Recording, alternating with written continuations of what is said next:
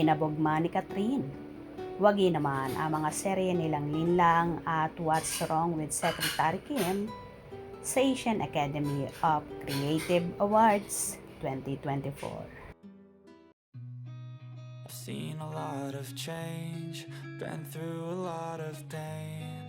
Some things are not the same as they were a year ago, but all will be okay. I move on each and every day. The past. Inanunsyo na ang mga nagwagi bilang national winners sa 2024 Asian Academy of Creative Awards na ang awarding rights ay gaganapin sa Singapore sa Disyembre. Namayagpag sa parangal ang ABS-CBN na nakasungkit na siyam na tropeyo. Kinabog ni Catherine Bernardo si Kim Chiu dahil siyang nagwaging Best Actress para sa kanyang pagganap sa pelikulang A Very Good Girl. Tinanghal namang Best Actor si Kokoy De Santos para sa kanyang performance sa controversial na pelikulang Your Mother's Son. Kahit luhaan ang Kim Pao, wagi naman ang kanilang Linlang co-stars na sina Kyla Estrada at J.M. De Guzman bilang Best Supporting Actress at Best Supporting Actor respectively. Panalo rin bilang Best Drama Series ang Linlang na may English title na Deceit.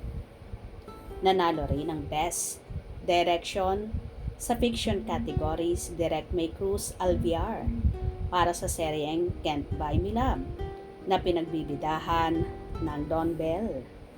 Tinanghal namang Best General Entertainment Program ang noontime show na It's Showtime.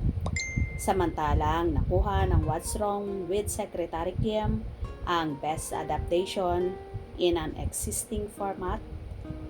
Wagi ring Best Short Form Scripted ang Primetime Mother ni Sunny Calvento. Nasungkit naman ng ASAP Live in Milan ang award para sa Best Music or Dance Program. Kinabugma ni Catherine si Kim sa naturang awards. Happy pa rin ng Kim Pao fandom dahil nakasama din ang Linlang at What's Wrong with Secretary Kim na pinagbibidahan ni Kim at Paulo na nakakuha ng award. Di man nanalo ang kanilang mga iniidolo, panalo pa rin naman sa puso nila sina Kim at Paulo na grabe kumagmahal sa kanilang mga supporters.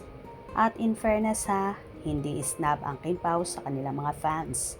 Unlike sa ibang love team or tandem na after ng promotion or proyekto, walay na.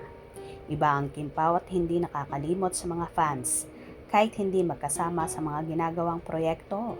Ang importante, suportahan sila sa isa't isa at handa lang nandyan sa likod ng bawat isa. Good job Kim at Paulo. Hope you enjoyed. Please subscribe for more info.